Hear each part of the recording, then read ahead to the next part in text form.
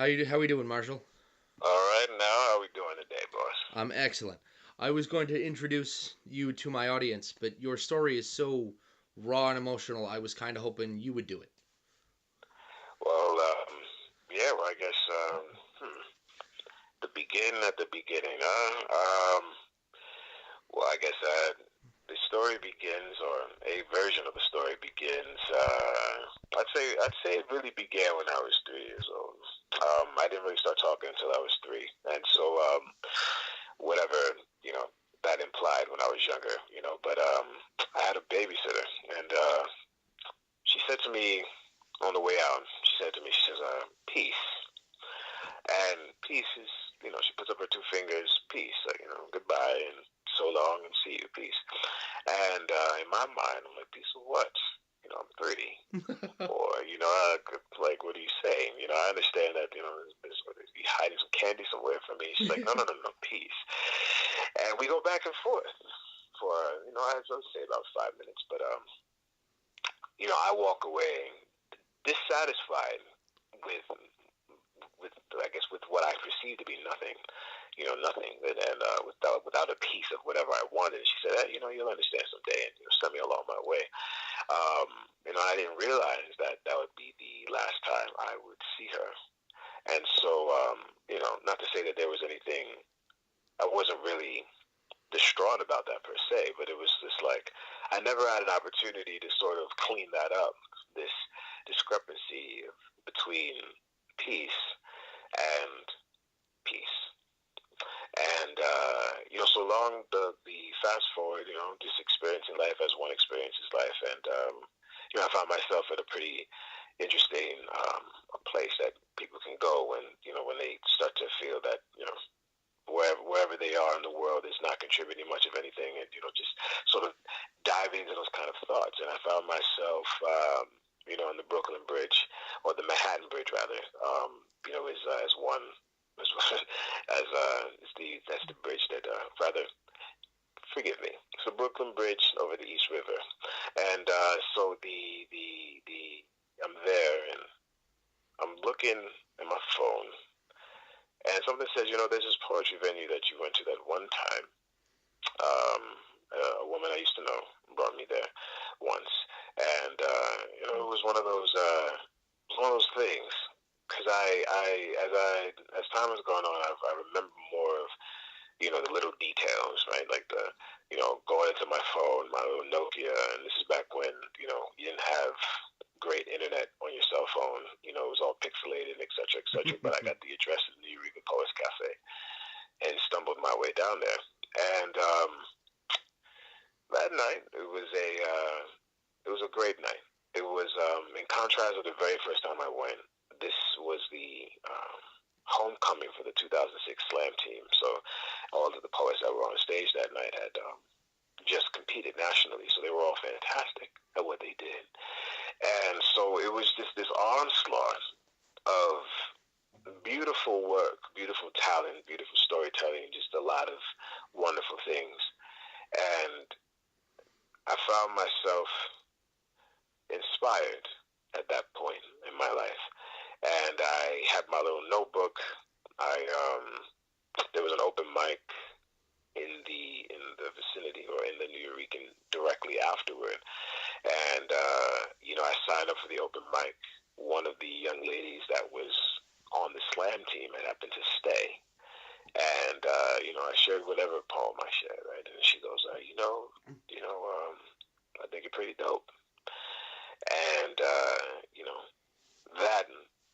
that little bit of encouragement, considering just sort of where I was in my, I guess, emotional landscape at the time,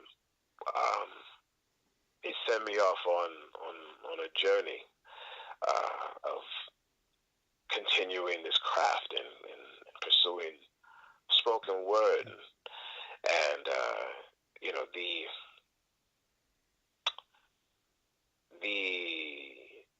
it's interesting because it's what I've found as of recently, in the work and in my understanding of it, or its purpose or anything. A lot of things have changed.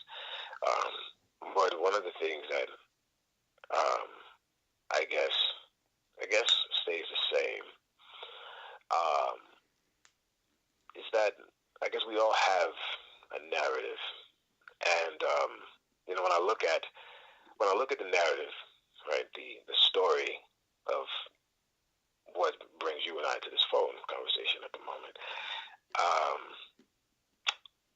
you have a different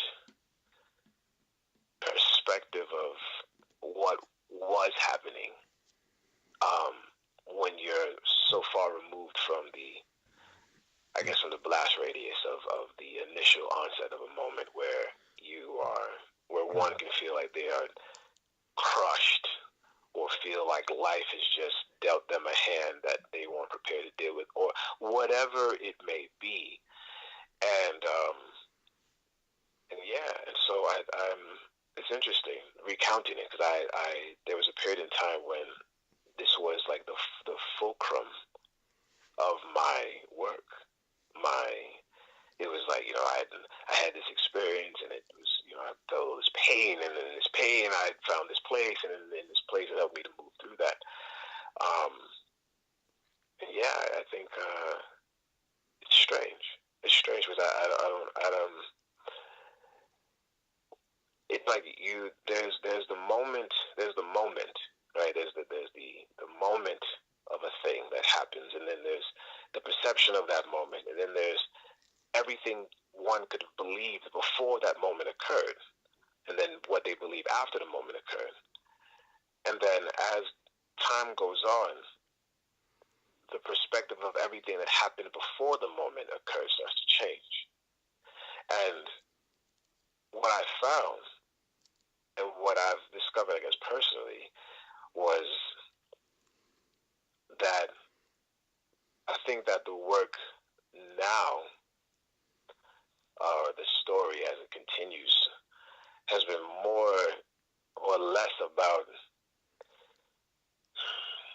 We point to a lot of pain, in this craft, particularly spoken word. In we consider the world that we live in, or the world that we perceive that we live in, and the nature of the craft as it's kind of continued on, and so many different little nuances that have become a part of slam and have become a part of just what it means to use spoken word and to speak.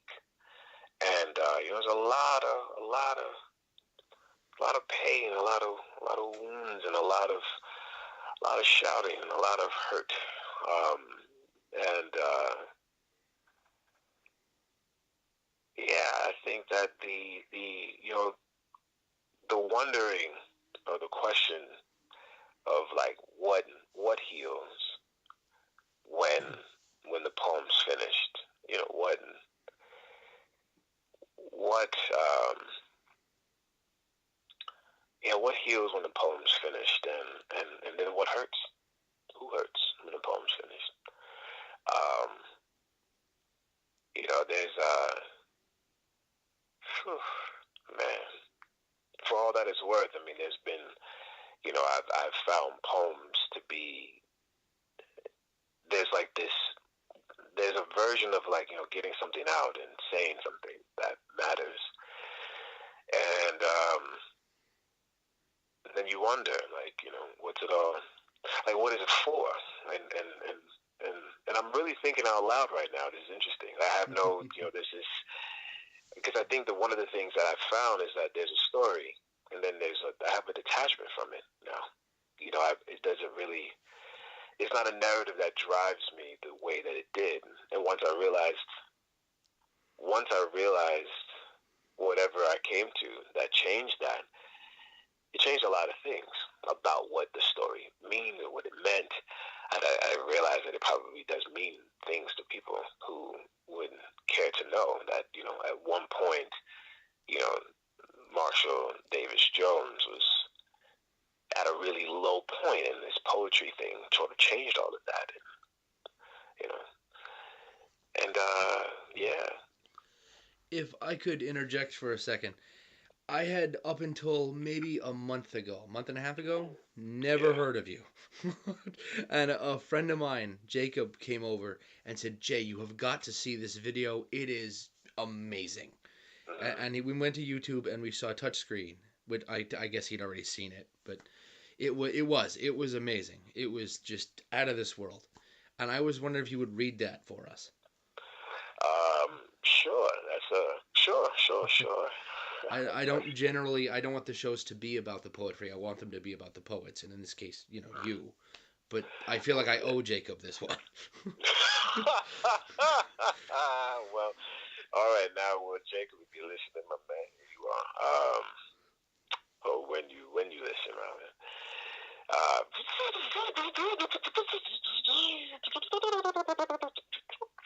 Introducing the new Apple iPerson complete with multi-touch. Doesn't it feel good to touch? Doesn't it feel good to touch?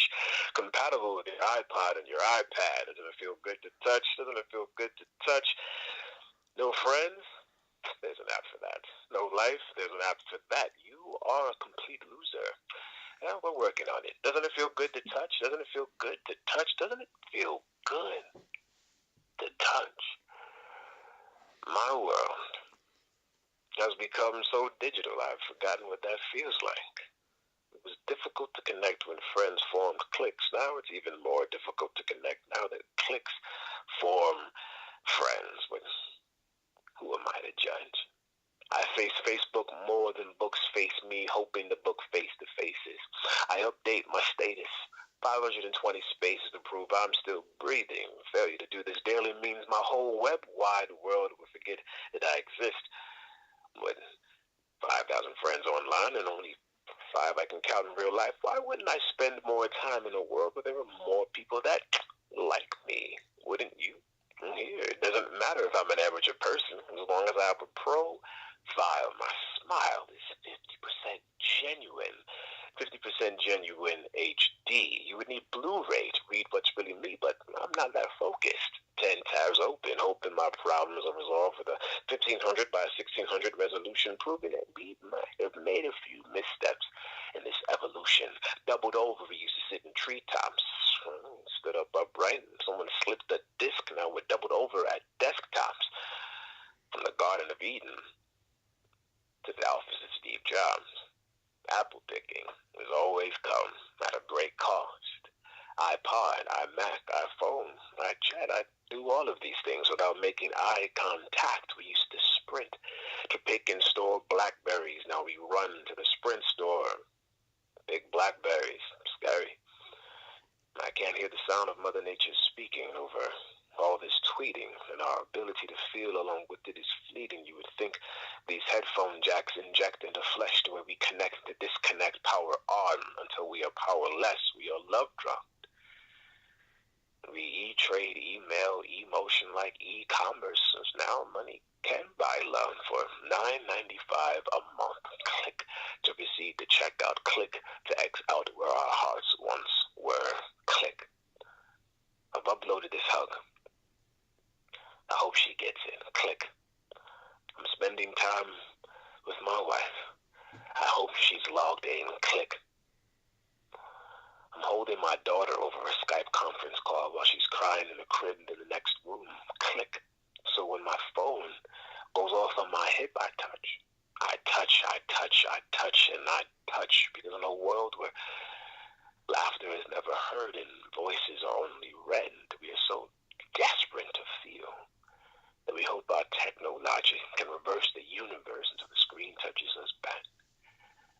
And maybe one day it will, when our technology is advanced enough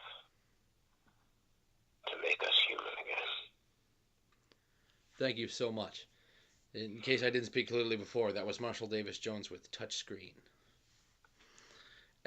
It is so. Where did you get the inspiration for that? I imagine I can guess, but I kind of want to know. Man, it was where was I in 2008? I think 2008. This was at the edge of the MySpace Facebook war. It's a war now, is it? Yeah. It was a battle. It was a to Mark. Yeah, But no kidding. you know, yeah. Whew. But there was and in the midst that there was MySpace and Facebook, and then there were like there's everything else that was happening. Like everyone wanted some skin in the upload your version of yourself here kind of thing. And so I'm there and I'm sitting at my computer, and I quite literally have like 10, 11, 12 damn tabs open, just like dividing myself up into all of these networks and like, insert photo here, upload profile this, bio that, this, that, take a walk. I gotta leave. I gotta go. Something's gotta change. Nature. Yes, right. It's just like real air. Things like that. So I go outside and I go for a walk, and I find myself on the corner of Utica Avenue and Fulton Street in Brooklyn, and I'm thinking out loud, and definitely qualified for like clinical entry because I'm like talking out loud and like motioning with my arms and walking in a circle, sort of like one of those like spinning dervish moments. It was like I felt like this must be what Rumi felt like, like that felt a moment of just, this is why you write a poem, because right now I need something else other than I've been experiencing. And so I'm writing this poem out loud, and writing it like without, in fact, I don't think touchscreen didn't actually touch paper until after I needed to distill it. Like most of it had been written in my head, and then I was like, okay, I need to put it on paper so I can read it and possibly edit it or whatever have you. But yeah, it was literally the response to the overload that I had, and I was just like, this is just bollocks. Like like this is too much for me, and it just happened to be one of those things where it was like, this is genuinely personal to me, and then I shared it, and it was like, oh. I'm not the only one. Okay. Yeah. So, you feel very lonely in front of your computer. You're like, it's just me in my own little island by myself, and no one understands. And there's just, you share this poem, and one thing led to another, and apparently, it was something that was resonating within the global community because we were all getting used to it. Like, I was in the 5th grade when America Online came out. It was 1995. Oh God, I forgot about America Online. Yeah, right. Remember when you could, you dial up and then make a sandwich. Yeah, you would. Like that's what you do. That's how you handle that. And so you pushed go and then went and got a ham and cheese. Yeah. Exactly. And like you could actually really be tender with the sandwich as well. Like, you could actually lay the bread out, spread the mayonnaise, and just know that when you return, you might have 2 more minutes to wait. Right. And so like You're right. Right. And so we weren't used to that. We weren't used to, and I think we're getting the hang of it, right? We're getting the hang of it. / the kids.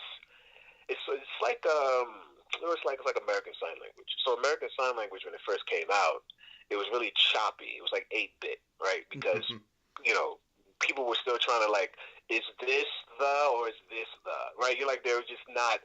There was like, we had to agree on what we're talking about here. But it wasn't until the 2nd generation and then the 3rd generation of sign language speakers, the fluidity came, right?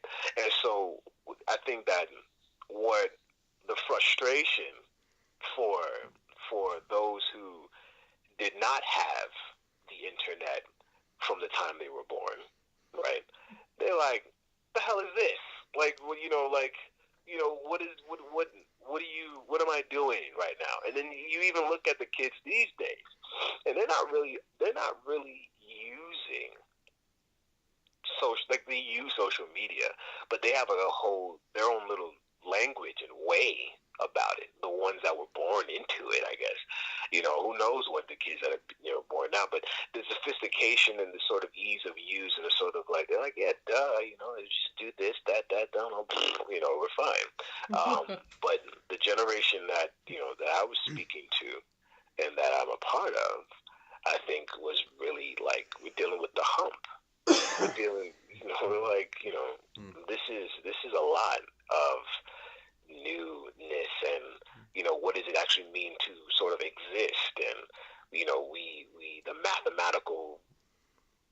the sheer mathematical proportion of like what certain things actually mean, like the word friend, right, changed. Like the word friend, amigo, compadre, used to be something much different. It's like 1862, but like or 1995, or like it's like, oh, that's my friend, and you would point to the person most likely in front of you, physically, and like, this is my friend, right? And it was a word that had a little bit more gravitas, I guess. But now it has so much levity. It's like friend. You can just throw that word out, and there's like 7,000 people attached to that word who don't necessarily have the same level of connection to you as they might have before. And so, but then you get weird and stuff about quantum physics and sort of pseudoscience stuff, and that's not what we're talking about today. But what we're talking about is, normal baseline, just this is a solid table I'm tapping on kind of thing. And, we're dealing with new math. It's literally like a new algorithm of what it means to be human. And, so that poem definitely, I guess it was timely. And it began to mean more. Moving on, people, it's sort of strange that the poem is almost 9 years old, right? And it's still something that, like the shelf life is strange. You're just like, it's still very current. It's still a big deal. Technology swallows more of us every day. Man, technology is doing a great job. It's like a giant python, just unhinged its jaw and snap. Still being digested, still writhing for life, like sort of like, but yeah, I mean, it seems so, and that's the thing that I find interesting, I guess, with that, right? Versus sort of like, certain other things where it's like, you write a love poem or something, like, or any of those other kind of things. It's just like, okay, great, now get over it, like, oh, that's nice, you broke your heart, that's cute. Now what, Sucks to be you. Move on.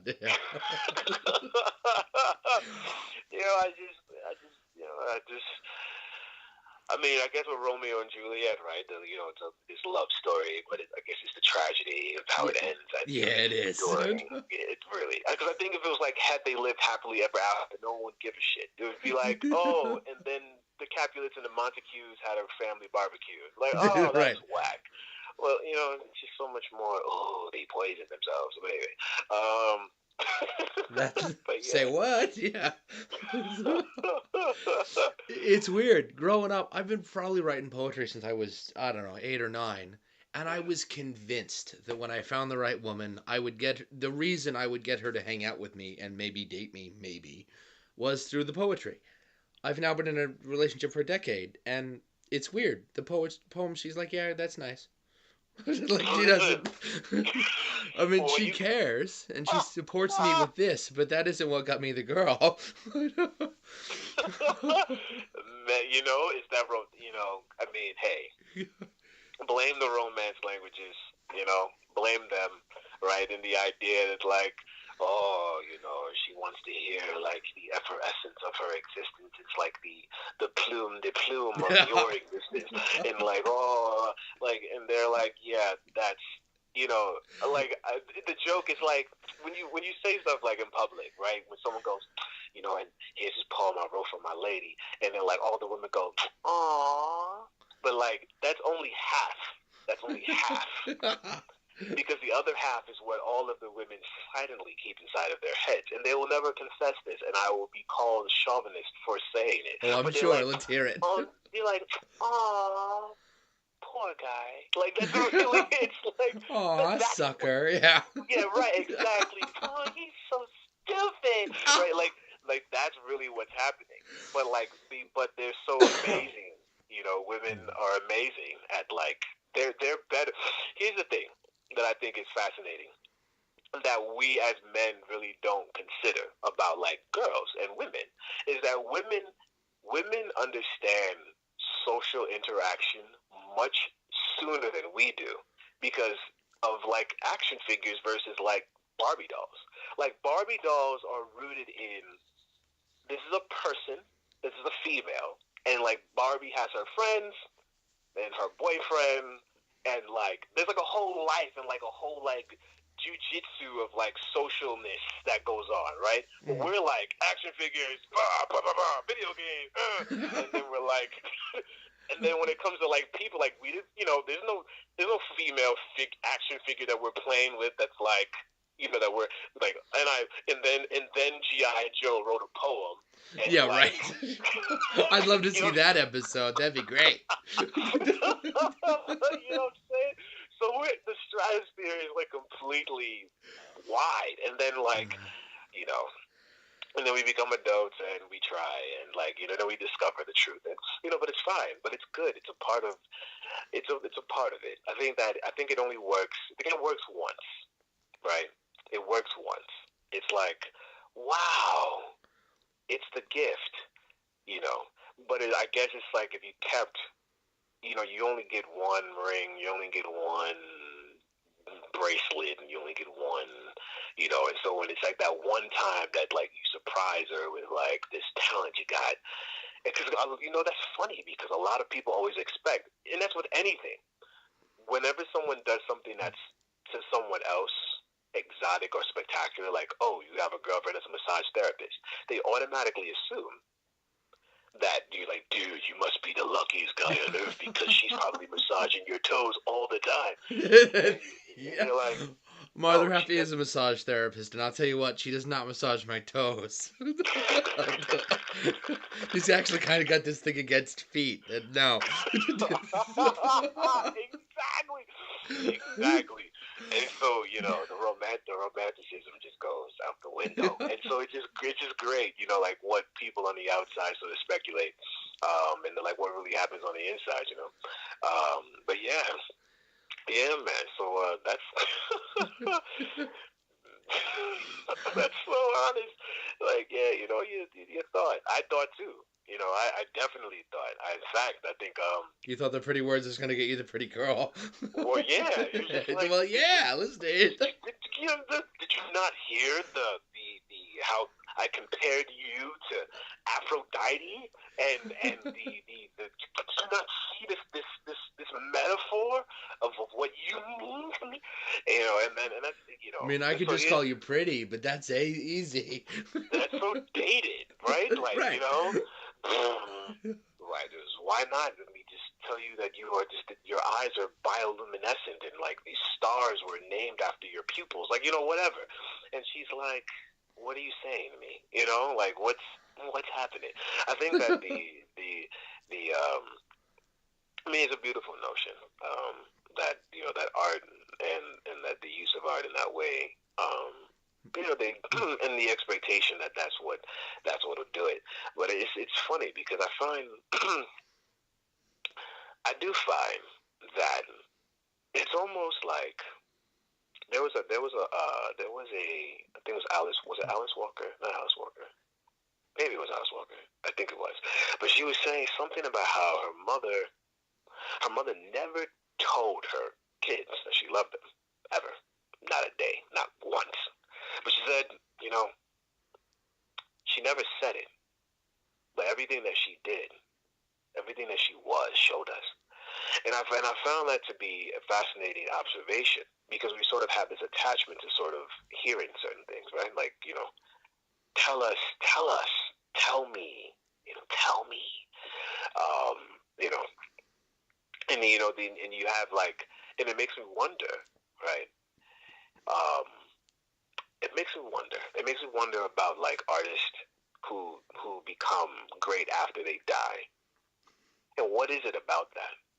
What is it about discovering something when the person or the identity is no longer there to be identified with it in real life, or to justify it, or to be an example of it, right? It's like, what have you discovered that like the whole time, you know, you're you're with someone, let's say you get married and they die, and then like you go through some books and you find that like every day they wrote like in a journal of how much they appreciated who you were, but they never told you. Yeah, And how and much more, you know what I'm saying? Like, I guess that's that's the romance. It's romantic. However, it's only romantic at the moment of the discovery. It's not necessarily romantic as it's happening, because usually the person's like, oh, you never tell me, you never tell me, yeah. you never tell me, But it's just like, I but heard you just, something. It was actually in a go ahead. video game, but I thought it was fairly accurate. It was a quote from Far Cry 4, actually. The bad guy says, women can say they love you in the moment and mean it, but men only love you afterwards. They love you in hindsight. And I don't know if that's necessarily fully true. Like, I love my other half all the time. But I would imagine if I lost her right now, that I would love her so much more that she was gone. And that sounds horrible, but I think it's true. And then the question becomes, why does it sound horrible, right? Because I agree. It does sound horrible. It sounds terrible. But, like, what makes it terrible? Like, what is it about, like, and then we get all philosophical, right? It's like, who said that that's terrible? Yeah. There's, like, a whole perspective. Like, there's a perspective on that. It's not like I'm saying hurry up and die so I can love you. That's not it. Oh, That's not at all what it. But I always feel like that's what I'm saying. that sounds like the sentiment for sure. But again, it's just like, but that's something. That's something. And that's also something I find. I agree with. I agree with the idea that if a woman writes a love poem for you, then you got it made. You were You know all what I'm set. saying? Yeah. It's just like she took the time to craft something. Like, there's just something to be said about that, right? It's just like, I'm gonna take the time out of my day, and I'm gonna write these sonnets or whatever have you. Versus, like, because I think it's in our nature, like, as dudes, it's we are ingrained to construct, right? And so it's just like, build a poem, build a painting, build a building, right? Build it, do it, make it, do something. Like, it's just a part of our, like, it's go We're all forth. Bob the Builder, right? Yeah, right, exactly. So it's just a very different thing when, it's just like, you have this lady that's like, instead of like, in the wing somewhere, just waiting, she's like, I have this song, I wrote, these are my emotions. But, I mean, I guess, I don't know, this conversation go really, into really interesting territory really fast. So, like, do we need more thrusters power? Yeah, this warp speed going Yeah. elsewhere. But So, yeah, man, go ahead. as much as it's been wonderful talking about your past and kind of this diatribe we just had, that was great. I did want to. The purpose of the show is to hear about what you're doing now. So I suppose I should ask that. Oh yes. So currently I am sitting at my table. No. So yeah. To be fair, currently, when I am activated, so to speak, as an asset, Jason Bourne style. Oh yeah. Yeah. So I. Project Jones. Yeah. Exactly. Yes. Yes. And so I function as a teacher. I also occasionally will, do voiceovers for different things. Like for like companies when they do like certain internal stuff. Like, I'll be asked to, read something or write something and read it. I mean, like, the work, the groundwork that's been laid, I guess, by the work that I've done previously has allowed me and afforded me other opportunities to, to teach. And if I'm not teaching, I'm writing for something. And if I'm not writing for something, I'm really just sort of experiencing life and living it one day at a time. And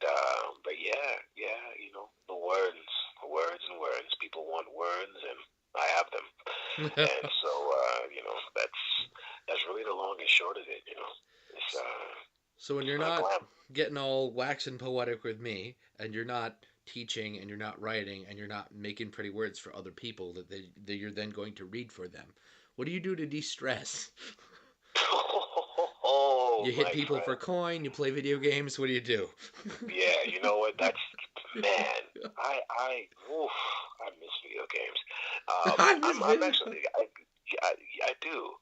You know what? But I don't because here's the thing. I realized the video games now there's too much. It used to just be like side scroll, jump, hop, skip, boom, finish.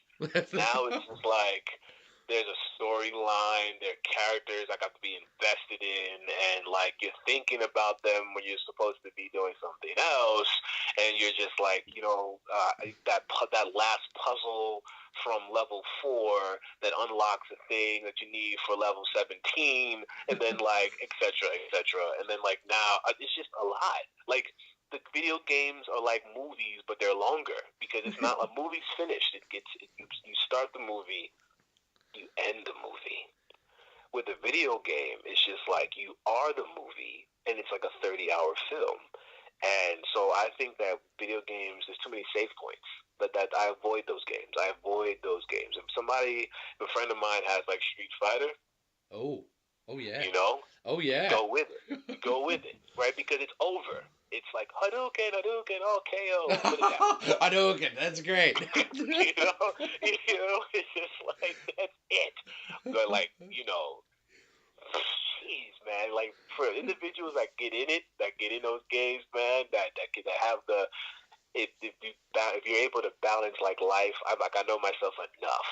I know myself enough to know that like putting one of those in front of me is like a death sentence for like anything remotely close to friendships.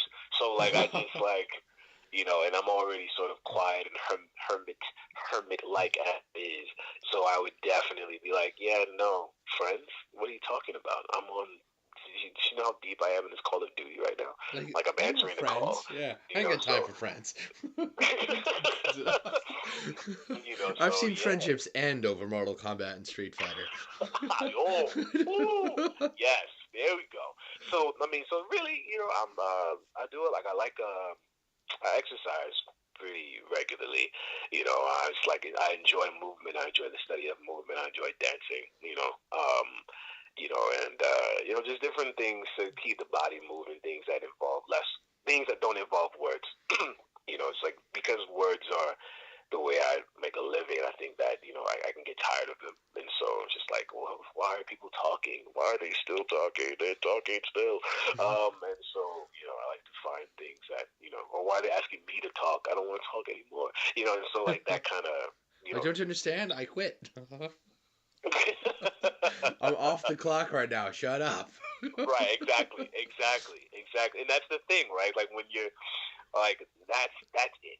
It's sort of like for spoken word artists, and I wonder like if for all of them, us, whatever, like considering like the idea that because words are our currency and the job, is it like the same thing like with a massage therapist? It's like, no, I'm not giving you this massage right now. I just did it at massage spa 2012, whatever, and for the last 6 7 hours, and I'm done. I'm done for the day. I don't even want to know what my hands look like. I don't have hands right now. Like these are nubs. These are officially nubs, just wrists. That's funny. Okay. And so yeah, there's that. Yeah. So I'm really cool. I keep it very low key. It's not much. It's not much. So we're about to the end of the half hour, but on the subject of reclining once you've had time, once it's your time off, I want to ask you a question before we call it. What do you Yeah. think a dog does on its day off, since its normal job is to just lay around? Oh man. Wow. Is this like one of those weird? Oh, Like, I don't have okay, the answer, so I'm asking you. what does a dog do on his day off? God damn it. Yeah, I don't know either. well, exactly. But I guess maybe the dog, just it perpetually it doesn't Doesn't work ever. It's like I don't know. It eats. I have no. Wow, that's yeah. I'm stumped. I mean, the idea that a dog. I mean, its primary job is just to lay around and just lay I don't know if around. I like throw a party when you're not looking or what. It's like that movie. I guess that what was The Secret Life of Pets. Yeah, I Like just saw that it was good. yeah. Well, yeah. So maybe, but I just think that maybe they're maybe they just look at us like, what are you all doing? Like. Like I'm Like, tired just looking at you. right, exactly. Like, then you wonder why they have so much energy when you come home. It's like they do because they spent the entire day, like, Away from you. yeah, exactly. Like, and it was like, but I mean, what about cats? Because cats are the same thing. I mean, they just lounge and Yeah, everything they else that they lounge and they sleep and they eat and they lounge and they sleep. Yeah. right. And so, they just could perpetually live their day. And they send us out to work for them. Yeah, you ever notice that? I pick up their Yeah. poop, I walk them. Yeah. Right, exactly. Yeah. It's like we're gainfully employed as their master. And What do so you mean so gainfully? I don't get no money. I spend money. What are you talking about? And so maybe, the lesson is like, become a CEO, right? And then you have other people work for you, and like that's what it is, and like that's all dogs. And they say that all dogs go to heaven, so clearly there's nothing morally wrong with how they operate. So what are Right. we doing? That's the You know, secret to life. Just lay around. try it for a week. See what happens. The lights might not be on, but But at least you'll be sleepy. yes, Jeez. my man. It's been wonderful to have you on the show. Oh, same. Fun times, my man. So yeah, that's it. There we go. So what now? What's next for you? My next, I'm hoping to get more people on the show, really. My goal is to create something that. You're familiar with Indie Feed? I am familiar with Indie Feed. Right. I suppose that's kind of a silly question, being a writer and all that. I think before Indie Feed and after Indie Feed, there isn't much like Indie Feed. Button poetry is really wonderful, but I've always kind of seen them like music videos. You throw it up, there's a little data card at the bottom left at the beginning, and that same data card appears at the end, like the last 10 seconds, on the bottom left, like a music video. It's where I saw a touchscreen. You get up, it says your name, the piece, I think where you were, and the state you were in. And then when you're just about done, it goes back up again, and then the video is over. It doesn't tell me anything about you. And I wanted something like that, something to showcase the poets, because I write poetry too, and a lot of the questions I get are based around the same concept. What do you do? How do you write? Where do you get the inspiration? And while those are fun to answer, yes, it is stunning how many people ask, like it's some secret. You just write what you care about. It was never particularly hard for me, but I think that more people might go, yeah, poetry's cool. It is my therapy. If they saw and heard that you and I and Taylor Molly and a bunch of other big names were just people too. Yeah. Precisely. We just happen to write poems, like versus sort of like being a poet, because it's like but then I think you really start to get into these concepts of just what like the ideas of what it means to be something, anything, like to be something, which I find to be a for lack of a better word. Here's my theory, and I know we're closing out, right? Mm-hmm. So Lay it on me. the concept is that the way Wu Wei is explained, which is the art of non-doing, like the art of doing nothing, but everything gets done. Well, yeah. So, but in the concept, there was a gentleman who wrote. He said, the difficult thing about it is that most of the translations from the Chinese into English sort of speak of these things like enlightenment or whatever in the form of nouns. Like, or you are an enlightened person, or you are, etc., etc. And so the verb to be, in which is a verb, which I think is really the operative thing here, is that you have like people, so you are a poet, or you are this, and you are that, and so people sort of separate themselves this is a pencil, this is a chair, this is a table, this is that's a window, a door, and then you have like all of these different like metaphysicists or quantum physicists that say that everything is made of atoms and molecules and it's really all the same thing. But the thing that they said it's better to explain it in terms of verbs, in terms of in moving things. And so I found it fascinating some time ago that the idea that a verb is actually an upgrade for a noun. A perfect example is Google. Google was a noun. It was a search engine. Now it's a verb. Go Google it. YouTube was a noun. It was a server for videos. Now it is a verb. Go YouTube it. Instagram it. Snapchat it. Facebook it. I try so hard not to use Facebook as a verb, but I know what you're talking about. Oh, precisely. And that shows that it has become it has become something. It flows and ebbs and moves and it shifts and changes, etc., etc., etc.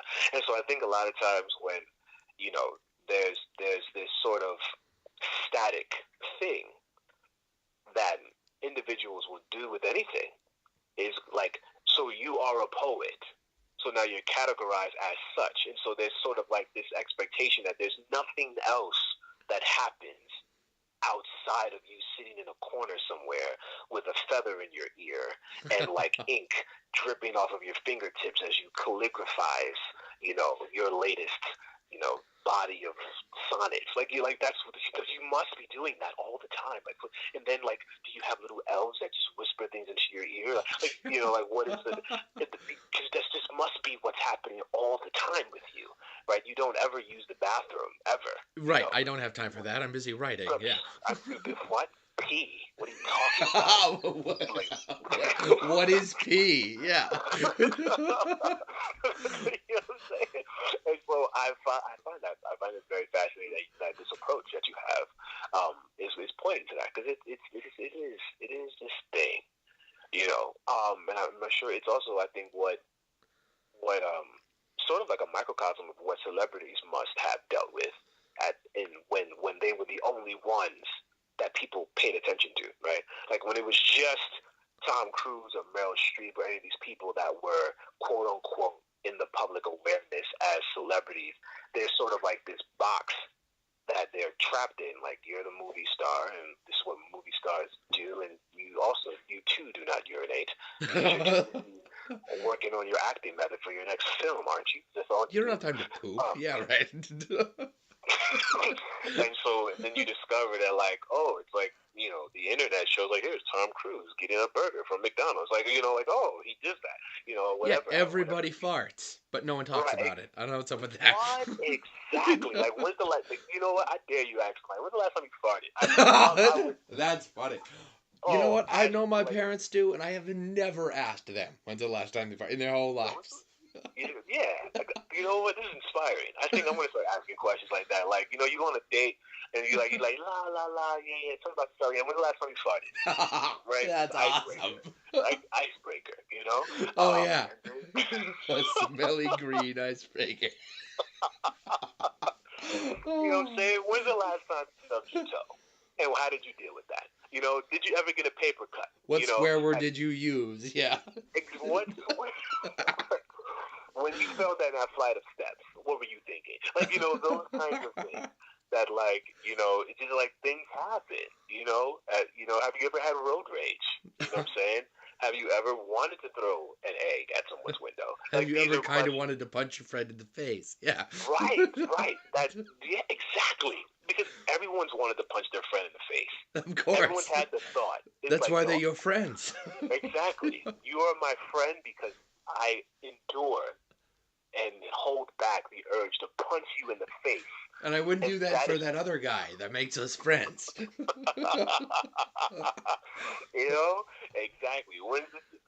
Exactly. No, every male poet isn't Casanova, and every female poet isn't like Emily Dickinson, right? And so, like, or whatever that have you. It's like you said, we write what we care about. I worked my very first job, my very first, like, paid official, you get a paycheck, that kind of job. My boss asked me one day, I was worked in a deli, and my boss goes, "What are you?" And I kind of clammed up. I'm like, well, say what? And he goes, what are you? He just said it again, as if I didn't hear him the first time. He's like 3 inches from me. I heard him. It wasn't the hearing that was failing. It was, I don't know what he wants for an answer. So since I didn't know, I told him the truth. I said, I'm a human being. And he looked at me funny and walks away. And like 3 months later, we had our yearly meeting where the whole staff is present. And he brings it up and it's a joke and everybody laughs. And I go, I don't get it. Was that the wrong answer? And he goes, you're a deli clerk. I went, yeah, but I'm also tons of other stuff. Exactly. Jesus. Exactly. Precisely. And so that's the thing, right? And so, like, how does one quantify their existence in totality without it being attached to their Pages function and pages, occupationally? Right, or vocationally. Yeah. Because I mean, that's how a lot of people identify with their vocation, but we're taught that. Like, it's like when you were in school, it's like, what do you want to be when you grow up? No one, I don't think when I was 5, I was like, when I grow up, I want to be a human. Like, I didn't think that because that wasn't an option. It was like, do you want to be an astronaut? Firefighter, yeah. Right. Pick one. Choose your destiny. Like, so. It was those shoes were an adventure books from when I was a kid. Choose wisely, you get only one. But by the time you become an adult and you start thinking you actually begin to believe we begin to believe we're thinking for ourselves. But like, there's a lot of soot to kind of get through before you actually are thinking for yourself. Because you're still, how many echoes of like, Miss Appleby do we still have in our brains? By the time that we're like fully functioning, on our own, trying to figure our way. But yeah, like that's I've got a couple of teachers that still echo in my brain every day. And now. So my question to you would be like, was it because they were horrible, or because they were like what were they? Mrs. Hutchins was an English teacher, and she was, let's go with specific. We go, hey, can I get a Kleenex? And she'd go look at you and go, I don't know, I have a box of Puffs on my desk. Yeah, it was her variation of the, can I go to the bathroom? I don't know, can you? Yes. Oh, that's great. That's amazing. We need that. We need people like that in the world. Like, well, I don't know, figure it out. I don't know if you can or not. Yeah. And what was the other one? You said you had 2. Yeah. And there's Alvin Caldwell. I went to a specialty school. Let's call it the X-Men Academy for Troubled Youngsters. Let's call it that. All right. And Alvin was a great guy. He was kind of like, I lived there. It was like your dorm master and your counselor and your executioner if you needed one today, all at the same time. and Alvin makes the world a better place by being on it. He's a pretty awesome guy. And there are times, he was the only person I ever met who called me Mr. Kennedy. And there are days where I just kind of want to reach out and strangle somebody. And I can hear in my head going, you can't do that. You're an adult now. Before, when you were 5, it'd have been funny. Now you're going to go to prison. You can't be doing that. Like that's the thing. Like things, and someone actually did a video about this, and I think it was something that I considered in my mind. I was like, there are things that were cute when you were like 5, just like you said. You choke your friend out when you're 5. It's like, oh, they're playing, yeah. Right. Look at that, and then like now it's like, no, 25 to life, right? Yeah. And so just little things that just were cute when you were 5 and you don't understand, which I also find funny too, because it's just like when because it also makes rearing a child very strange, because you have to temper what you laugh at. Because, like, this is cute now, but then, like, they do that in public, and you have to make a demonstration of authority, because your child just, said that word that was funny when, she didn't know. If you think about it, you giggle. Yeah, but you can't giggle out loud. Yeah, no way. Yeah, exactly. Oh, yeah, what? Is it the whole word? My mother said once, she says it all the time, she says that the hardest thing you're ever going to do as a parent is not laugh. What? what? And I'm not Yo. sure I believe that, but not. I don't think it's the hardest thing, but it's gonna be up there, man. Until you're like, I must stand my ground. Because like that's, but now that's okay. Can we have a discussion about that? Because that's another thing If you about have more standing up. time, I have more time. Oh, Sure. I have. Oh yeah, we're here. Like, yeah, fine. Yeah, the what we take seriously. Like there's this it's the it's the concept, right, that most most rules or most edges on things are, I think you can find out like a person's personality based on what they take seriously, right? Because that's really, that's the edge. That's the only edge that people really have. They have the edge that they have is, this is where the buck stops, where they stop laughing. When you And so start getting like the oohs in the crowd, yeah. Once you've crossed the right, line for them. exactly. And everyone has a different line, but then there's the personal line. Then there's like the line that you might have when it's just you and like three of your friends, and then there's like the line that you have like in public or whatever. So there's this saying that says that you can laugh at everything, just not with everyone. And I believe this to be freaking true. I think it's amazing. I think the challenge though is that you have like with public discourse and et cetera, et cetera. I'm sure there are people that find everything that Donald Trump has ever said and done hilarious, but very sensitive people. Where was Cartman? Was that you, or did you just like bring out Cartman and then put him back in the TV? What was that? Oh, I don't know, but That was cool. I just think that like you have like whatever people did. So the challenge, or like I guess when it comes to the kids, it's just like, all right, teach when we laugh at a thing. It's like at that moment it's not being taken seriously, and then eventually then they don't understand like 6 years later when they do the same exact thing, and then it's like, wait, but that was funny when I was 3. Like, what?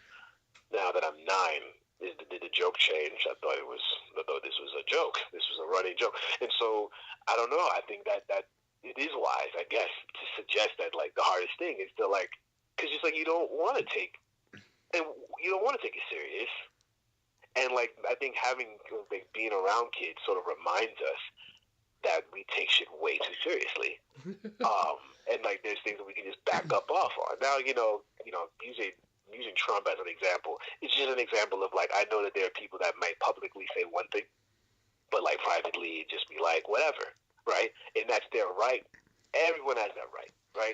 And I think the inalienable right is like, all right, fine, go laugh, go find that humorous elsewhere, or go find that whatever that is whatever it is, and et cetera, et cetera. But it's just such a hot topic right now, and people are really sorely disappointed, and like the country's about to go into who knows what, around this Joker guy. mania. I'm thinking Joker from the Batman, just all over the place.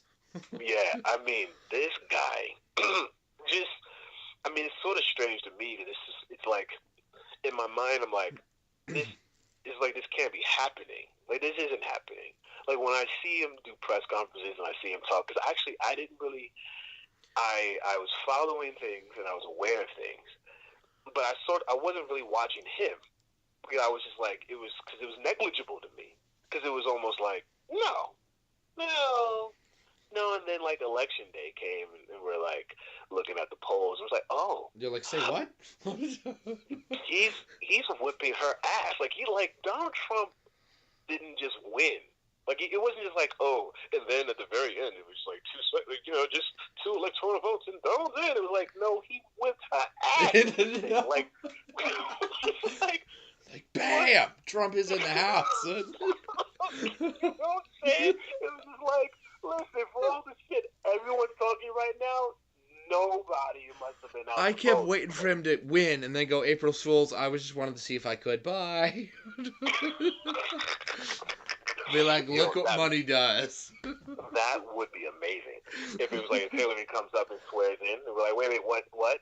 And Trump was like, yeah, I was just messing with you. Yeah, you didn't think he would get in, did you? Yeah, no, but that's not actually what's going to happen. He's getting inaugurated, and like that's like it's to me, is what I thought. This is what I honestly thought. I was like, you know what? Donald Trump becoming president revitalized my belief in the American dream again. I was like, oh, you really can become anything you want in the world. Like when you tell little Tommy, no, you can't become president. Yes, I can. You see that guy? He did it. If he can do it. If he can freaking do it, then I know. Oh my God, you know. And so, like, I mean, you know, I just think it's just like, I mean, he's like a parody of himself, but he's about to run our country. He's a caricature. That's great. Yeah, I'm just like, you know, does this human, does he exist? I mean, the way he talks, like, Alec Baldwin is a really great impression, and it was almost like I didn't believe that's how far away I saw Alec Baldwin imitate him, and I was like, there's no way this is how this man talks. Yeah, but it is.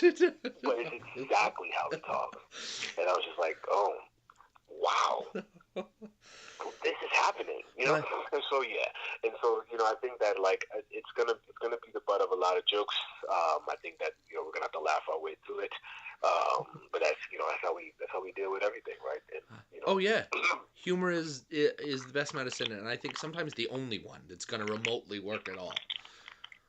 Oh yeah. My friend Jacob, the one I mentioned earlier, who showed me that you exist, which is like the best thing he's ever done. It's for me anyway. It was awesome. He said something when Trump looked like he was going to get elected. Jacob and I were talking, and he goes, it really is a great democracy. And I said, yeah, why? He goes, because last year a black guy got in, and this year the Oompa Loompas get their shot. Like, say what? He goes, have you seen him? He's kind of orange in the face. Yeah, like he's like, there's just like, it's like he looks like something that you would make in the Sims. Like you like I would just like create a character, and then like I make a Donald Trump, and like a Donald Trump, like he's actually a noun himself. There will never be another one of you, and we are happy about that. But yeah, it really is going to be a lot of laughter, and I think that kind of goes back to the beginning of what just, you know, I found myself when we were talking earlier. It was at the intro. Because a lot of those things, like that's the storyline and the narrative. Like when I look back at what I was going through or thought I was going through or whatever, like it's just like, really, you know, and not really because it, not to minimize when people have things, right? But I find in the movie Magnificent Seven, at the very end of the film, though people don't really, a lot of people were like, "Oh, this is horrible." I enjoyed the film, but there was something about I don't know if you plan on seeing it. I haven't seen it, but I will. Oh, crap. Well, no, you can talk about it. Spoilers don't bug me. Okay, so here it is, because there's a spoiler alert. So at the end, when a few of the characters are died in the shootout, there's two characters, and one of them says something like, you know, my daddy used to say, you know, this thing that my daddy used to say. And then his partner's like, he's like, what did your daddy used to say? And then he lights a cigarette while bullets are flying at him. He's like, I don't know, my daddy used to say a lot of things. And they just bust out laughing as like a Gatling gun is just, and then they die very shortly after. Oh, but it was just the idea of like, in the face of death, giggle your right, giggle city. Like, I am laughing. I'm about to die, and I know it. And so, like, this idea that, like, you know, the things that, you know, things that happen in the world, things that happen to people, things that, you know, people who have these experiences, et cetera, and sort of being able to find the power to laugh, because that's the only power that you can take back. Like, and that's the only power that with anything. You take examples. You take any example. You take the example of how, like, the gay community incorporated the word fag into their canon, or the women using the word bitch amongst themselves, or black people using the N-word, saying nigga to themselves, amongst themselves, by taking the word on and distributing it and contextualizing it in a way that's humorous. It takes the sting out of the word. It takes the sting out of the essence. It takes the sting out of the thing. Yeah, you try and disarm the gun that is that word. Exactly. And so, like, you know, there's this thing about abolishing. I'm like, no. It's why? What for? It's just like, you know, there's a documentary you might like. It's called Can America Take a Joke? And We can, but only if you very carefully construct it and make sure it isn't going to offend anybody. exactly.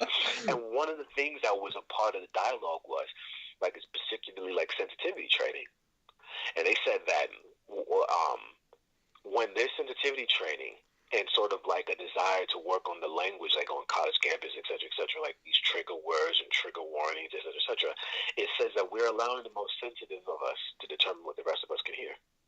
And I found that to be fascinating because like now it's almost like I wonder what the future of comedy will be like in like 10 years.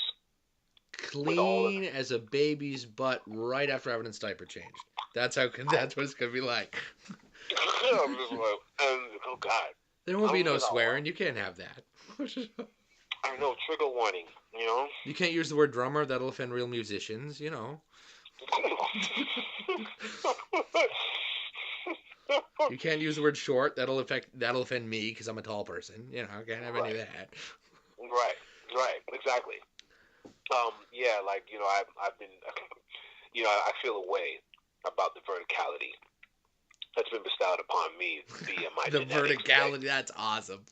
You know, and so the temperature up here, the air pressure, it's very different, and like I can't even hear things the same way that you do. And so even just mentioning that just brings trauma to me, and that trauma translates into my family. I'm a shitty husband, you know. And God, my life is so hard because I'm tall. You have no idea. Right. You know, just God, you know, just being able to see over everyone. You know, I feel like a false superiority that makes me really uncomfortable. And so, like, I'm entitled. It doesn't matter what movie theater seat I sit in. I can still see the show. That makes me an evil, you know. Right, exactly. And that entitlement, I don't deserve that, right? And so, like, you know, let's just don't mention it, okay? And so there we are, and so even with. Yeah, there's just so much going on, man, in the world, and there always has been. I think the only thing now is just that now we know more about all the things that are happening. It's sort of like if the ants got internet, like they'd be like, you know what I mean? Right? They have their own anthill to worry about, but like because of the internet, they're like, yo, did you hear about that anthill in Slovakia that kid stepped on? Yeah, it was a tragedy, wasn't it? He just stomped all over it. They were never able to recover. I know, but like, that's the, you know, that's the equivalent that we have. It's just like everything. You know, it's sort of like I was watching the news one day and I saw the news was like reaching. They were like reaching for like there was a 52-car pilot in China. I'm like, what? You needed to fill this segment that so badly that you went to China for a 52-car pileup. There can't have been nothing happening between here and China. Exactly. We actually had a good freaking day. You know what that means? America. That means there was no news. Put that up. Put up. The news is there ain't none. Congratulations, you parred the hall. You know, like that. Like when like, yo, God, this blew my mind. I was like, wait a second, this is evening news. And they were like, yeah, no, it's pretty clear, pretty clean. From here, there's a 7,000 mile radius, everything's pretty kind. Let's fill it up. Expand the search, expand it. That's awesome. But yeah. I could talk to you all day, but I really do need to wrap this up. No, dude, we're here. So yes. Yeah. It was cool. It was cool talking with you. And you know, when are you gonna air everything? Well, I plan on, with the current format, I upload one show every Thursday. All right. So I have Bob Holman uploaded tomorrow. Justin Wu, I know, I was super excited to have that happen. Justin Wu the week after. Marty McConnell the week after that. And then your show the week after that. I planned ahead. Man, you got lined up there. I see you. I'd rather that than have to scramble and plug a show by myself because I'm kind of boring compared to you guys. Oh, stop. So, I had Mongo on my first show. That was, oh my God, it was awesome. And what a great way to enter this journey, huh? Oh yeah, yeah. I named the first podcast "Hello World" because I didn't want to get creative. So You mean like the stock thing from like when you build a website on WordPress? yeah, Really? the stock thing. Yeah. Hello world. Yeah, that's Hey, check let's it go out. with It's it. me. Dig me. Yeah. So I'd love to have you on the show again at a later point. Hey man, anytime, man. Thank you so Jay, much. it was great talking You to you. you too, Marshall. Talk to you later. Bye.